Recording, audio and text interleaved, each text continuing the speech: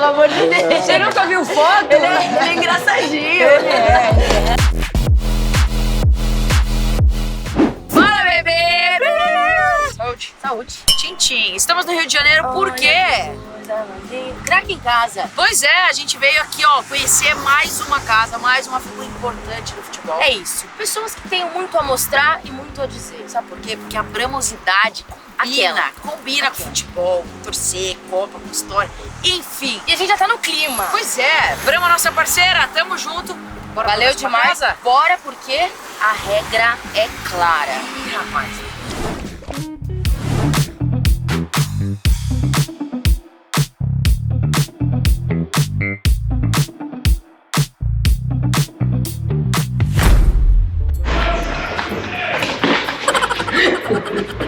A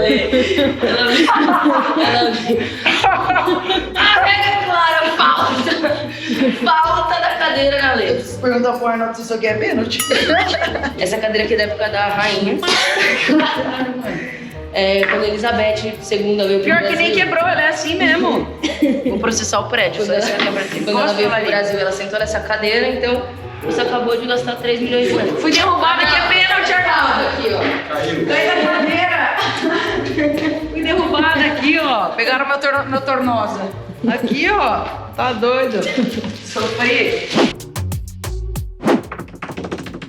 Luana Maluf, por favor. Que honra, Arnaldo César Coelho. E toda a relíquia dele. Toda, a gente vai falar de tudo isso. Mas assim, 29 anos de TV Globo. 29 anos como comentarista de arbitragem. 8 Copas do Mundo. 8 Copas do Mundo. Antes disso, outras que eu trabalhei no Canal 100, outras que eu apitei. Então, uma final de Copa. Um profissional extremamente respeitado, nós somos fãs. Então, muito obrigada por aceitar o convite. Eu que agradeço a oportunidade de falar para vocês. Arnaldo, eu queria começar com uma pergunta. Já deve ter te perguntado isso com certeza, mas assim, quando a gente é jovem, criança, ninguém sonha, sabe? Sonho assim. Você sonhava? Tem hoje em dia vários garotos de 16, 17 anos fazendo curso de arbitragem. Eu, com 16, 17 anos, eu ajudava o professor de educação física no colégio, que é uma espécie de xerife da turma. E aí a turma tinha 50 minutos para fazer uma aula de educação física, e nesses 50 minutos tinha que fazer a chamada, e geralmente era uma pelada, como se fala, de futebol de salão, né, na futsal. E eu ajudava a separar os times e apitava aquele jogo. Ali o professor, inconscientemente ou conscientemente, não sei, começou a despertar em mim o espírito de liderança, de tomar conta. Metido. Meu apelido na praia era Intrujão. Intrujão, pra eles, era o cara que se metia em tudo. Mas depois eu fui descobrir que Intrujão é receptador de furto. Mas eu não podia passar recibo, porque se eu reclamo do Intrujão, apelido pega. Exato. E aí, na praia, faltava sempre juiz, no futebol de praia. Arnaldo, apita aí. Aí eu entrei pra apitar, porque eles queriam a minha caveira. Eles queriam que eu apanhasse no jogo, porque geralmente o juiz de praia acabava o jogo e eles queriam bater no ar. E assim comecei a apitar no futebol em Copacabana, em Ipanema, Leblon. E aí tinha uma liga, eu já fui ser árbitro da liga. Eu nunca tinha lido um livro de regras. Eu via apitar e apitava por assistir jogos do Maracanã. Eu fiz um curso na federação, aí aprendi o livro de regras, tudo. Aproveitei um grande embalo. A primeira oportunidade que eu tive foi essa. A Federação do Rio de Janeiro estava renovando e eles pegaram os árbitros novos, ó.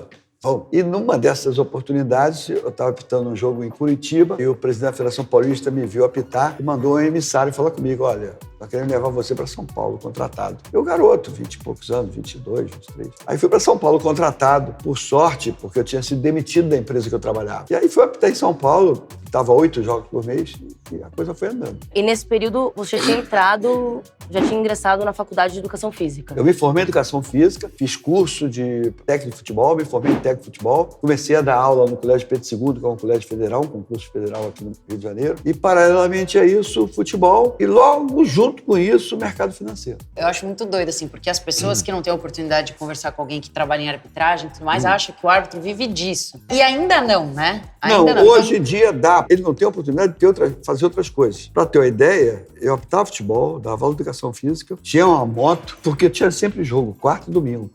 Era uma vida corrida. Aí eu pergunto, por que tanta coisa? Porque eu nunca consegui ficar parado e eu sabia que tinha que ter outras atividades para me dar independência. E o mercado financeiro me ajudou bastante quanto a isso. E falando um pouco dessa rotina, porque se questiona muito no Brasil a questão da profissionalização da arbitragem. E quando você comenta a quantidade de coisas que fazia ao mesmo tempo que começou a carreira como árbitro, eu fico me perguntando, essa multifunção, ela atrapalha o desenvolvimento pro aprendizado? Atrapalha, porque o futebol de antigamente não é o futebol jogado agora. O futebol de antigamente eu percorria 5, 6 quilômetros por jogo. Hoje percorre 13. O árbitro precisa de muito melhor preparo físico. A regra mudou. Antigamente só tinha uma bola em campo e uma bola na mão do delegado da partida. A bola saía para ele de fundo, demorava a voltar, o jogo parava. Hoje as bolas estão nas laterais do campo e aí...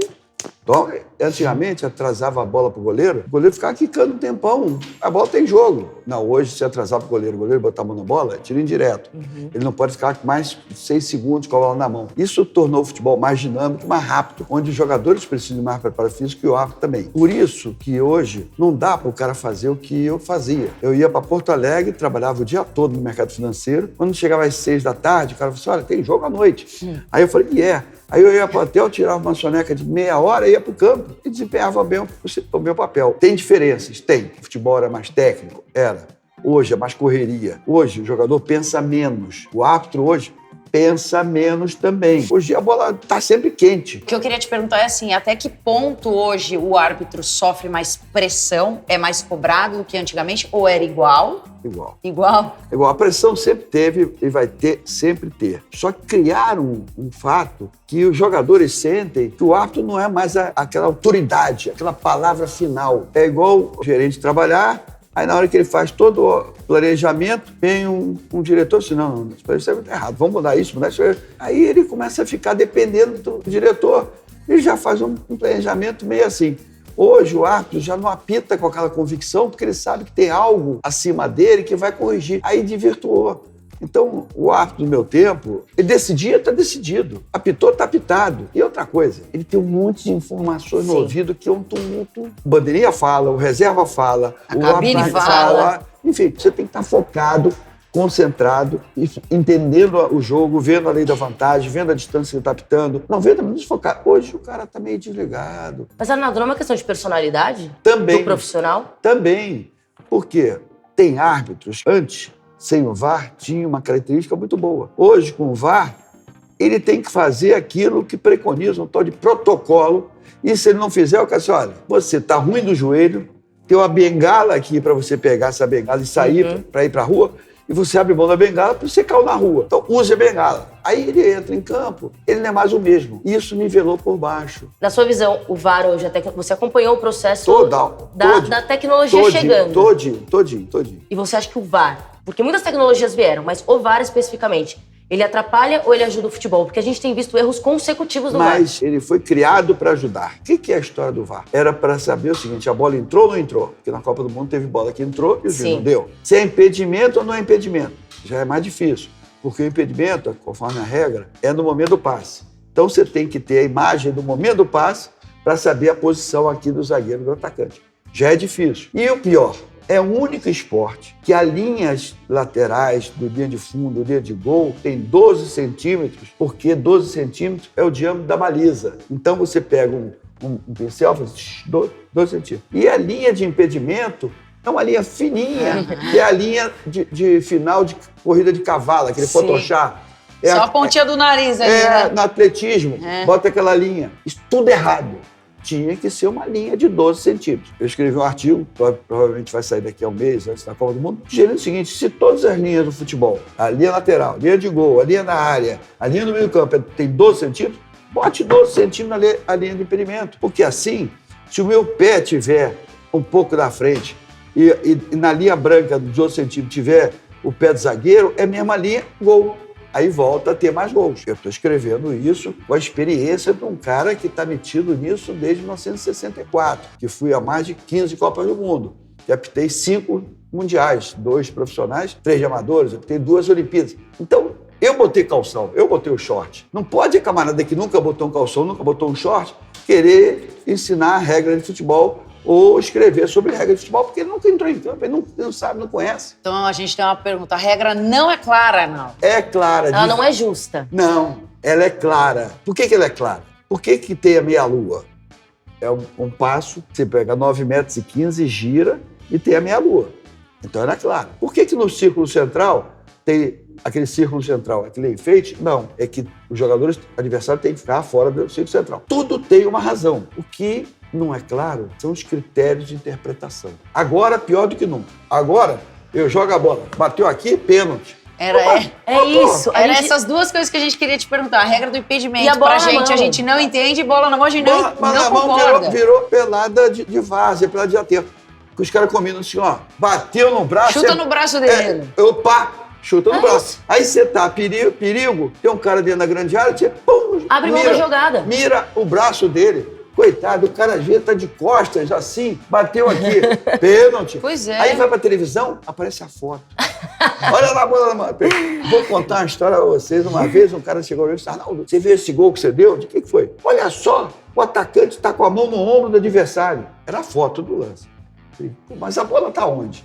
Já tá 1 metro. Ele já cabeceou. E tá caindo. Tá caindo, o zagueiro tá aqui embaixo. Não subiu. Ele subiu sozinho. Pá, aquela cabeça bonita. Na queda ele se escora, que é normal. Mas a foto ele se escorando. É o famoso frame. Aí você vai assim, vai lá, tá se escorando no zagueiro.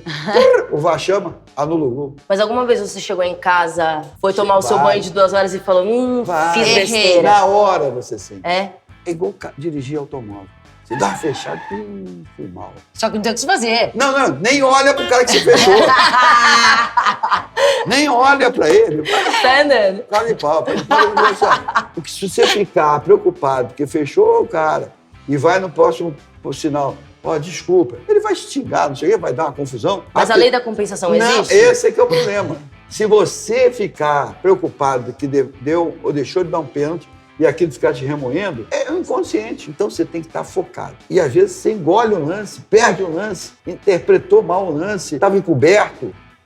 Acontece. Não pode depois ficar com aquilo na cabeça, que você acaba fazendo bobagem depois. Arnaldo, fama de jogador interfere? Porque, por exemplo, a gente tem jogadores que têm fama de se jogar, ou de fazer cera, ou de sempre entrar duro, ser expulso. Você já entra falando, vou ficar de olho nele ali. Claro, fica. Tinha um jogador na minha época que ele pegava a bola e partia pra cima do gol. O zagueiro vinha aqui do lado. Ele esperava chegar ali na área, cruzava na frente do zagueiro, o zagueiro atropelava ele, pênalti. Você via nitidamente que ele não queria chutar a bola em gol. Ele Tava queria- esperando pênalti. voltar. Tem uma história nos Estados Unidos que tem profissionais de atropelamento. O cara vê um carrão maravilhoso, o cara vai, pá, bate no carro e cai. Processa. É um perigo isso. Atacante que faz isso tinha na minha época um craque. Craque.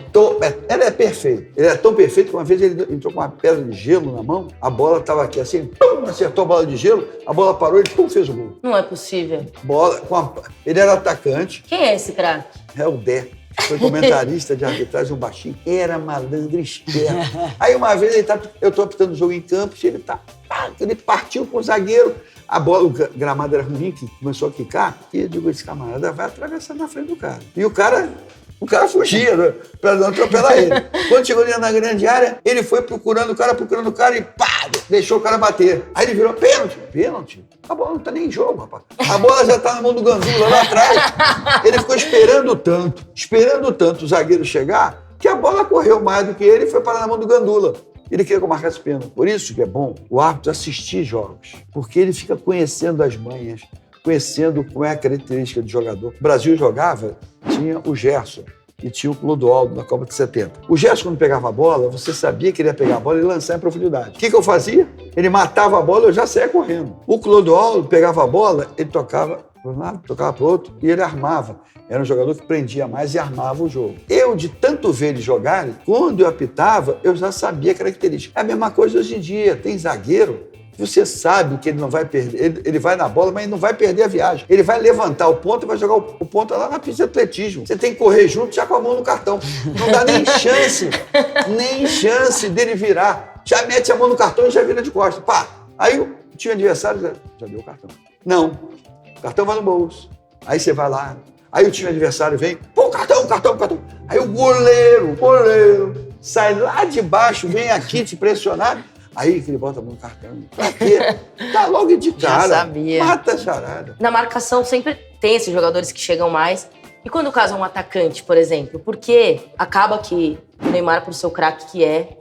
Ele tem essa fama na Europa. Os árbitros, às vezes, deixam ele apanhar bastante, tanto que em algumas questões ele quase chegou perto de se lesionar, ou ele sai machucado, por disputas de bola que talvez podiam ter parado antes. Como acontece nesse caso, de um atacante que o Neymar realmente, ele segura demais a bola e toma falta? O problema do Neymar é o seguinte, ele segura a bola em lugares do campo que não é para segurar a bola. Por exemplo, se ele segura a bola no meio do campo e aí o jogador vai, aperta ele e toma a bola, o contra-ataque é perigosíssimo do time adversário. Se ele tem habilidade, ele pega a bola e parte para dentro. Por que parte para dentro? Parte para dentro da grande área, porque o jogador da grande área, o zagueiro, você vai ter dúvida se vai pegar, vai se antecipar. Vou dar uma história para vocês do Pelé. Eu optei vários jogos do Pelé. E na época do Pelé, tinha um ponta esquerdo do Santos chamado Edu. Quando jogava Santos e Palmeiras, e eu optava geralmente, esse Edu pegava na bola e partia para cima do zagueiro do Palmeiras, que era Eurico, se não me engano. E esse zagueiro, logo no início, ele levava um drible, parava o jogo na falta, tomava cartão. Sabe o que o Pelé falava? Dava a bola pro Edu, falei, vai pra cima dele, vai pra cima dele, vai pra cima dele, para provocar um segundo cartão e a expulsão. Então, se você tem habilidade e você partiu para cima e o camarada fez uma falta dura, toma amarelo, pega as bolas seguintes e parte acima dele, porque esse zagueiro já não vai entrar naquela falta. Ele vai estar com então, medo. No caso dele, tem horas que ele exagera em prender a bola no meio do campo. Às vezes nem é por maldade do adversário, porque ele fica tentando roubar a bola. E isso é perigoso, porque uma hora ele pode roubar a bola de forma legal e o Brasil tomar um contra-ataque. Arnaldo, qual foi o jogo mais difícil, não maior, que você já apitou? Mais difícil, o maior, foi a final de Copa do Mundo. Por quê? Porque final de Copa do Mundo, primeiro é o seguinte, para você chegar a uma Copa do Mundo, um árbitro é muito difícil. Eu fui a 2 Copas do Mundo. Na primeira, em 78, na Argentina, eu tinha 35 anos, era um dos mais novos. Eu sabia que eu não ia ter grande chance. E depois vou apitar um joguinho só e vou bandeirar uns 4, tá tudo bom. Tinha uns juízes mais experientes. E apitei um jogo, foi um jogo histórico, porque o time da França não levou a camisa. O jogo foi atrasado 30 minutos para começar, lá em Mar del Plata e tal. Acabou tendo o jogo, eu apitei. Pegou, na final, no seu árbitro reserva. O que é o árbitro reserva? Aquele que levanta a tabuleta da substituição, porque não tinha aquele negócio de tempo. O juiz não falava para dar 5, dar 4, era o relógio do juiz. Aí eu fui árbitro reserva e eu fiquei prestando atenção como é que o italiano Gonella, que apitou a final de Copa do Mundo, como é que ele se comportou desde a véspera do jogo. Reunião conosco e tal. Em 81, eu fui ao Mundial na Austrália e apitei uma final, Alemanha e Catar. E fui bem. E aí, quando chegou em 82, os juízes que tinham 49 anos, todos preparados para apitar a final da Copa do Mundo, e eu tinha 39. E o Brasil perdeu e foi eliminado, perdeu da Itália. Aí eu tinha apitado um jogo, e apitei um jogo de 2 campeões do mundo, em Inglaterra e Alemanha, e foi tudo bem, não teve gol, não teve nem cartão, foi 0-0. Aí o que aconteceu? Olha, fica aqui que você vai apitar mais um jogo. Mas eu não esperava chegar no final. E aí calhou de ser a final. Enfim, eu fiz tudo aquilo que eu tinha aprendido em 78. Reunião na véspera, falei sobre isso, sobre aquilo. Eu preparei todo o jogo, mas a responsabilidade é diferente. Por mais que eu era um garoto de praia, que sonhava apitar no Maracanã, que sonhava apitar Campeonato Brasileiro, sonhava apitar Copa Libertadores, isso... Tinha passado por tudo isso. Mas final de Copa do Mundo, você entra em campo. As pernas tremeram? Treme. Sabe por que treme? Porque eu sou muito ansioso, não sei se vocês são também. Eu sou muito. Você fica muito... Como é que vai ser? Passa 2 dias pensando nas jogadas, pensando que pode acontecer aquilo. E aí vai. Quando começa o jogo, aí você começa a relaxar. Aí, com 15 minutos de jogo, o cara lança uma bola de profundidade, o outro empurra pênalti. E eu não estava bem colocado. Porque foi um contra-ataque, o lateral esquerdo deu um balão pra frente e lá o ponto entrou e um grandão da Alemanha empurrou, me derrubou, deu uma trombada nele. Eu marquei o pênalti, corri pra linha de fundo, não quero nem conversa. E aí pênalti, aí vai bater o pênalti, tô lá. Aí o cara bate pra fora. Aí eu respirei de alívio. Graças a Deus. Graças a Deus, porque... Fiz o meu trabalho. Porque se perde o jogo, se acaba o jogo 1-0, gol de pênalti, vão discutir a semana toda se foi pênalti ou não. Sim. Quando a bola não é gol, o juiz dá graça a Deus. Aí a Itália, que tinha perdido o pênalti, acabou ganhando 3-1, porque o time alemão estava muito morto por causa da semifinal. Esse jogo, eu acabei o jogo exausto, mentalmente, não era fisicamente. E o cansaço mental, de 3 dias antes de ficar elaborando as jogadas, focado no jogo, me deu um cansaço. E quando chegou o segundo final, eu já não conseguia, a perna pesava. E aí eu digo, 3-1, passou 1 minuto, me lembro. Eu fiquei olhando a bola saiu lateral, ali não dava pra pegar a bola. Aí a bola foi pro meio do campo, aí eu fiquei olhando a bola, o cara passou pro outro, eu me meti no meio, pum, peguei essa bola. Aí levantei a bola. Foi a final da Copa do Mundo, que tá aí em todas as fotografias. Ou seja, foi pensada essa bola. Falou, tem hora que passar aqui do meu ladinho. E aí, ninguém tentou pegar da sua mão. Aí eu guardei. A gente vai lá na tribuna, eu tô com a bola. Aí eu pergunto ao presidente da Avalanche, eu entrego essa bola pro filho do Juan Carlos, que era um garoto que hoje é o rei, é o príncipe, não sei. A Avalanche falou assim, presidente da FIFA, fica pra você. Aí eu fui comigo mesmo. Aí levei vestiário, eu tinha um birro, que eu tinha feito isso na Copa da Argentina. Eu fui esvaziar ela, botei na mala e deixei as outras bolas lá. 15 minutos depois chega o cara da FIFA, Mister, de bola. A bola tá aí, ele leva as bolas. Ele levou aquela lá e a minha estava na mala. Assim, maravilhoso. Mas aí eu fiquei pensando, eu não posso pegar essa bola e mandar no vestiário, porque eles vão me roubar a bola. Lógico. Claro. Aí guardei a bola sem assinatura nenhuma. Passado 82 até 2007. Mentira. Eu fui apitar em 2007 uma festa na Alemanha entre a seleção da Itália e a seleção da Alemanha que jogaram a final. A Alemanha botou o Schumacher de ponta e a seleção italiana botou um cantor de ponta. O resto, todos os jogadores, menos o goleiro. E eu levei a bola. Desfilei. Aí, na véspera, teve um jantar. Aí eu, que estava com a minha mulher e minha filha, levei a bola embaixo do braço. Aí ele era, Rummenigge, pá, fulano. Aí os 20 e tantos, Hansi, aqui, todo, Paulo Rossi, Antonioni, todos eles assinaram essa bola. É o meu troféu. Muito bem. Ele é esperto igual eu. Levou aqui, murchou, meteu na mala, não finge que não tá comigo. Não. Arnaldo, antes de perguntar sobre outros acessórios, eu queria escutar de você como foi assistir o Paulo Rossi jogar em campo, assim, porque eu sou muito apaixonada pelo futebol dele. O Paulo Rossi faleceu ano passado, esteve aqui antes. E virou um amigo, amigo da seguinte maneira. Ele vivia um drama, porque ele tinha sido suspenso na Itália por acusação de ter favorecido um resultado, enfim. Quando chegou na Copa do Mundo, ele, na primeira fase, disse que não foi bem, eu não acompanhei. Mas depois começou a fazer gol contra o Brasil. Fez gol contra o Brasil. E quando chegou na final, fez gols também. Depois disso, eu voltei para apitar um amistoso em Roma, entre Itália e Suíça. E acabou o jogo, ele tirou a camisa e me deu. Eu tenho até hoje uma camisa manga comprida da Itália. Aí fomos para um programa de televisão, aí eles falaram um negócio, que ele estava preocupado com o juiz brasileiro. Que como a Itália tinha eliminado o Brasil, esse juiz brasileiro podia se vingar da Itália. Como passou pela minha cabeça isso? Depois disso, ele esteve comigo nesse jogo comemorativo. Aí eu teve um jantar, ficou com a minha família, fiquei com a família dele. Depois ele veio ao Brasil para fazer um documentário que está tendo no ar. Eu fui convidado para a festa na Suíça do documentário, acabei não podendo ir. E aí ele faleceu, teve um infarto.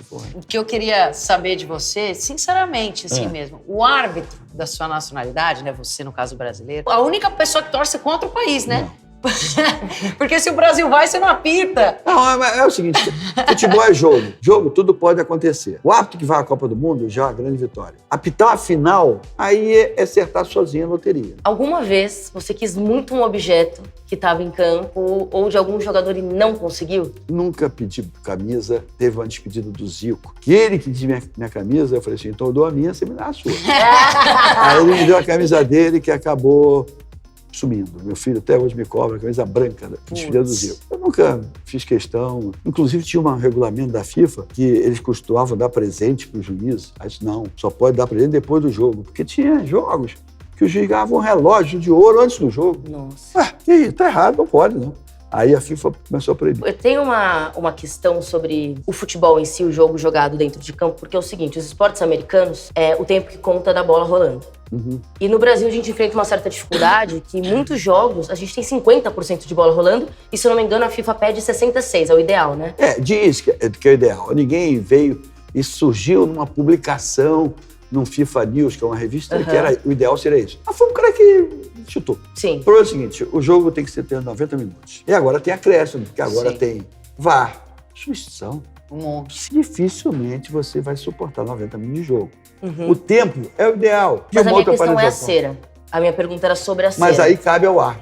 No Brasil, o time está ganhando, a dor é maior do jogador que o time que está perdendo. O time está ganhando, o goleiro do time que está ganhando faz uma defesa, aí joga uma área. E se você ficar com o cronômetro, tu vai ver que ele tem 15 a 20 minutos de acréscimo, porque houve a cera do goleiro, houve a cera da substituição, perda de tempo, houve o VAR. Houve o Gandula que escondeu a bola. Um monte de coisa. Mas, infelizmente, isso é falta de personalidade. Se tiver um juiz maluco, diz assim, olha, 20 minutos.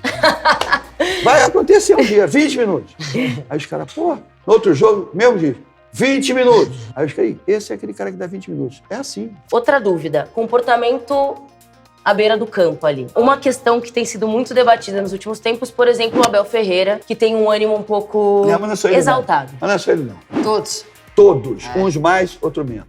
Você olhando de fora agora, e se você estivesse ali no campo, o Abel Ferreira, ele sofre um pouco essa perseguição por ser de fora ou realmente tem um excesso? Não vamos falar no técnico específico Abel Ferreira. No meu tempo, era sentado no banco. Aí criaram a área técnica. Pra quê? Os técnicos reivindicaram que eles tinham que ficar na beira do campo igual o técnico do basquete. E fica ali, papapá. Aí eles foram para a área técnica. Aí o cara na área técnica, ele tem que mostrar que ele participa do jogo. Quase. Se ele ficar na área técnica assim, esse cara é um pamonha, olha lá. Ele não fala nada. Então ele tem que fazer aquele negócio todo para jogar para a torcida. E aí ele começa a participar do jogo e querer mandar na arbitragem. Também não vou citar nome. Tem treinador que sabe muito de regra e quer ensinar o árbitro que ele sabe mais que o árbitro. Eu quero ver um dia, depois voltando a falar desse assunto, que um treinador começar a reclamar do árbitro reserva, que não tem nada com isso. O árbitro reserva assim, vem cá, fez 3 substituições aí, errou as 3, meu time é a porcaria. E aí veio um bate-boca. Era pra ter mexido assim. Em vez de botar o cara ali, que eu tô falando, tá paradão. Bota outro, rapaz. Tu não entende nada, rapaz. Ia virar uma feira livre. Então, aí você começa a participar. Agora, por que isso? Porque é impunidade. Por que o treinador vai para a Copa do Mundo e não faz esse escarcéu todo que faz no Campeonato Brasileiro? Por que ele vai para o Mundial no Japão e fica quietinho e não faz o escarcéu? Porque lá pune-se com rigor. Teve um técnico brasileiro que acabou o jogo, entrevistaram ele lá no Japão. Putz, a equipe perdeu. Perdeu porque o juiz deixou dar o pênalti. Aí os caras gravaram isso. Deram para ele $100 mil de multa. Aí eu fui contar isso na televisão. Aí ele me procurou, não foi 100 mil, não, foi 10 mil só. Mas foi punido. Nunca mais falou do juiz. Então, a impunidade é que estimula esse comportamento dos treinadores. Bom, chegando em Copa do Mundo, que agora tá bem valiosos. próxima, com vários itens valiosos. Você que viveu tantas Copas, não sei se sou muito romântica com futebol, mas tem sensações que vêm com a Copa do Mundo. Tem. Qual é a sensação pra essa Copa do Catar? Porque eu tô sentindo um movimento, assim. Eu tô sentindo que você vem. Eu tô sentindo um movimento de otimismo exagerado. Ih, moeu pra mim. É favorita? É. Os jogadores estão atravessando uma excelente fase? Estão. Fizeram uma eliminatória perfeita? Fizeram. Contra quem? Não é contra o time europeu. O Brasil tem que jogar bola. Uou! Só não cai de novo, tá? É verdade, gente. Eu com cadeira, vocês viram aí no vídeo do Arnaldo, que não tá dando muito certo. Bom, a regra é clara. Este é o momento bramosidade, que é aquele momento em que a gente interrompe o vídeo pra trazer alguma história nossa. Olha, se abriu, eu vou abrir também. Esse barulho não dá pra mim. Tudo Ale, de bom. Eu não tenho um. Daí fala pra você. Obrigada. Gostei do barulhinho. É bom demais. Saúde, Luana. Obrigada. Beba com moderação, nada minha família. Uma dupla aqui completa. Começa você, que da outra vez eu que comecei. Tá, eu queria falar sobre a Copa do Japão. Porque do mesmo jeito que você contou no vídeo passado que você descia sonolenta e tudo mais, nessa Copa eu lembro muito que eu fiquei vários dias na casa da minha avó e a minha avó me acordava pra gente assistir jogo juntos. A minha avó, ela era a maior fã de futebol da história, assim. Ela não torcia pra ninguém, ela simplesmente gostava de ligar a TV e ficar assistindo vários jogos, assim. Então tava passando qualquer jogo, ela tava assistindo. E aí depois, quando eu comecei a jogar e tudo mais, a minha avó que me levava e ela tinha um orgulho de falar que ela amava o futebol e que ela me assistia, enfim. Uma memória muito marcante, assim, na minha vida, eu de madrugada com a minha avó. De cobertinha, leitinho. Hoje em dia seria branco. Gostou, né? Bom, a minha lembrança que eu vou contar é que tem essa coisa cultural da Copa do Mundo, né? Que é justamente o fato de misturar várias culturas, várias pessoas, várias etnias. Eu acho isso absolutamente incrível. E teve a Copa da Shakira, do Waka Waka. E eu dançava Waka Waka o dia inteiro. Juro. Você sabe que você vai ter que dançar aqui pra gente? Não. Vai, sim. Luana, não existe. Como que dançava? Não. Aqui, ó, o quadrilzinho. Eu sei. Eu faço pra você. Faz. Aqui, ó. Agora você. A linguinha. Você sabe que você vai virar um gif, né? Então, e tem vídeo, na verdade. Eu dançando Waka Waka, eu te mostro. Senhoras e senhores, Luana Maluf dançando Waka Waka. E aí eu tinha 2 amigas, assim, e a gente ficava na sala da minha casa o dia inteiro, tipo... Waka Waka. É isso, vamos pra velocidade, gente. Tchau, e vamos voltar. Melhor a gente voltar pro Arnaldo, né? E... Falou! Sente uma diferença do Tite de 2018 muito pro Tite mais, de agora? Muito mais experiente, mais calejado, sabe das coisas. E acho que com o elenco Mas também mais mesmo na assim, mão, né? mesmo assim acontece coisa. Você queria um cara mais calejado que o Filipão, depois de 2002, tomar 7-1 e ficar preso no banco, perplexo? Nunca. Mas aconteceu. O time parecia treino. Virou passeio, como vão falar. Eu olhava pro lado, o Casagrande chorando, o Ronaldo assim... O Galvão olhava pra mim e falava assim... E aí? E aí, mó climão.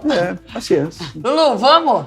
Mostrar Falar os itens? A bola, eu já contei. Essa bola... Daí deixa eu pôr a mão nela que ela é valiosa. Olha. Ela Olha tá como cheia. é a... Não tá tão cheia o ainda. material. A bola chama-se tango. Ela era bem mais pesada, né? Não, tá pesada porque ela tá sem cheia. Entendi. Mas o peso é 70 gramas. Enfim. Isso aqui era uma camiseta de treinamento Demais. da FIFA, né? Olha isso. E aí, aqui tá a Espanha e o tamanho dela hoje não dá em mim. Aqui é a camisa... Eu não ia de terno para campo, ia-se com agasalho. E aí é o agasalho da FIFA. Que demais. E que aqui do lado tem FIFA Espanha 82. Esse agasalho que eu soltei do carro lá fora do estádio, aí vieram me entrevistar, policiamento não queria deixar. Aí eu chamei o Carlos Nascimento. Pode vir aqui, ele veio, entrevistou. Aldo, como é que está preparado? Estou preparado. Aí foi aquela conversa toda que a gente fala. E aí entrei em campo com agasalho. E foi nessa entrada em campo com agasalho que eu tive a primeira surpresa. Veio um fotógrafo e me deu uma carta. Envelope. Eu olhei e falei, meu Deus, vou abrir esse envelope. O último envelope que eu tinha aberto foi na Bahia, que o cara mandou uma caveira, vai morrer, não sei o quê. O último envelope que eu recebi foi lá na Colômbia, calor tremendo, era uma caveira, o cara jogou embaixo da porta uma caveira. Nossa equipe tem que marcar 3 pênaltis. E assim vai. E essa de o que esse cara botaram aqui? Aí eu levo o vestiário, olhei o campo todo, uma hora antes, você vai olhar o campo, volto o vestiário para mudar de roupa e curioso. Era uma carta que eu tenho até hoje dos jornalistas brasileiros que estavam no estádio, que antes do jogo estavam na sala de imprensa para esperar o jogo começar, porque você fica na sala de imprensa, e eles escreveram uma carta. Arnaldo, você é o Brasil na Copa do Mundo. Apite por todos nós. Assinado um monte de... Eu sei que eu tenho até hoje. E sem falar nos telegramas que eu recebi no hotel, que era telegrama de vários amigos e tal. Armando Marcos, que era meu ídolo na época, o juiz famoso. Arnaldo, você é o Brasil. Apite como você sempre apitou e tal. Que legal. E aí tirei e botei esse uniforme. Esse uniforme, a diferença dele hoje, né, talvez isso, é que o punho é branco. O punho, né? Uhum. O escudo não tinha um ano, agora tem ano. Enfim. Nossa, é algodão. E quem vou olhar fora... O árbitro naquela época também trocava de uniforme no vestiário? Podia trocar no intervalo, mas eu não troquei, não. É o seguinte, vai dando certo. Eu sou super... eu sou até hoje. Mas naquela época, eu tinha uma sunga que viajou o mundo todo comigo. Você apitou com a sunga? Vou debaixo do colchão, vou botar de som. Não, debaixo do colchão. Gente, pelo amor de Deus. Você nunca viu foto? Ele é engraçadinho. Cara, você botou a bola quicando. Foi de boleia essa daí. Eu tinha uma sandália havaiana que ela foi pro mundo todo. Porque eu usava, se apitar no Maracanã, sempre uma calça, que era meia caque, enfim. E eu ia sempre com a mesma calça. A calça estava justa, mas eu entrava na calça e ia com a mesma. Então eu sou muito supersticioso até hoje. E esse troféu aqui foi o troféu, uma réplica do troféu de Copa do Mundo, que a Itália ganhou, que eu depois apitei e mandaram fazer para mim. Demais. Tá meio escuro porque eu não mandei limpar. Mas é história isso. É. Você viu muitos talentos nascerem no futebol brasileiro. Vi. E muitos que pareciam que iam despontar e não darem nada. Mais do que talentos. Exatamente. E hoje a gente tem visto uma boa safra vindo aí. Ótimo. De meninos muito novos. Então, para falar nomes, a gente até comentou com o Zinho, o Vitor Roque, o João Gomes, o Hendrick. Algum desses nomes que você, olhando, perto de tudo que você já viu, você fala, tem alguma coisa diferente ali? Eu não queria citar nome, mas tem. Tá. Você, quando vê o Vinícius Júnior e vê a evolução dele, ele está sempre evoluindo, está sempre aprendendo. Eu tenho uma preocupação com o problema físico dele. Ele é um jogador que, se você der muita massa muscular, ele perde um pouco. Agilidade. Já teve um jogador brasileiro que jogou a Copa do Mundo, jogou na seleção Gil. Quando eu conheci, era magrinho. Aí foram dando a ele musculação, perdeu a habilidade. É igual você ver um corredor de 400 metros, esse campeão olímpico brasileiro, foi medalha de bronze na Olimpíada. Ele é fininho. Se você der muita musculatura, apesar não vai correr mais aquela prova. Então, acontece isso. Agora, o que me impressiona é que o número de talentos, o número de garotos com muito talento, e o Brasil exporta muito jogador. E isso é fruto das grandes escolinhas que tem em Rio, São Paulo, Minas, Porto Alegre. Os clubes têm que entender que nem todos arrebentam. Então, tem que chegar uma hora, tem que saber vender. Chega a hora de vender. É isso. Pra fechar, como a convocação final tá quase chegando, Copa é momento, claro. Quem tá melhor joga, tanto que muitos craques já sentaram no banco durante uma Copa. Hoje, o Pedro é fundamental pra essa seleção brasileira? Se o Brasil jogar com dois extremos, um pela direita e outro pela esquerda, ele é importante no meio, porque ele é o tipo do centroavante fixo que decide. Clássico. Outros centroavantes costumam buscar jogo pro lado direito. Então vai depender muito da forma que o Brasil jogar. Arnaldo, a última para acabar. Carreira 100% consolidada. Teve alguma coisa que você queria ter feito e não fez? Tudo eu fiz. Tudo, porque que legal. Eu fiz amigos. É impressionante o número de jogadores que se transformaram em amigos, treinadores que se transformaram em amigos, colegas de trabalho que se transformam em amigos. Eu nunca criei caso com ninguém, eu sempre fui um cara muito correto e procurei ter amigos. Essa é a grande vantagem do esporte. No esporte você faz grandes amigos. E eu não uma figura antipática, porque juiz de futebol, ninguém torce pro juiz de futebol. O juiz de futebol entra em campo... Nem pra mãe do juiz. Pô, minha mãe não torcia. Aí você entrava em campo, minha mãe perguntava assim, quanto foi o jogo, empate? Graças a Deus. Porque ela ficava com medo de um ganhar, e eu digo, pô, mãe... Minha mãe entrava no táxi e falava assim, poxa, Arnaldo, ô motorista, eu sou mãe do Arnaldo, você era com ele. Mamãe, não fala isso, é perigoso. Mas enfim, fiz tudo, sou um cara feliz, um cara realizado. Estou fazendo agora, em janeiro, 80 anos, que com essa... Jogando beach tênis, enfim. Que isso? Zero bala, quero chegar assim nos 80. Jogando não, tô tentando jogar. Com 16 ele apitava, agora ele joga. Não, aqui quando os caras dão uma curtinha, a curtinha é fogo. A curtinha me mata, né? Arnaldo, muito obrigada pelo seu tempo, por ter trazido tanta história, tantas coisas importantes assim. Parabéns pra vocês, sucesso no trabalho que vocês estão fazendo. Muito obrigada. Somos fãs e que história. Você deve ter muito orgulho e a gente tem muito orgulho de ter você como brasileiro. Muito obrigado.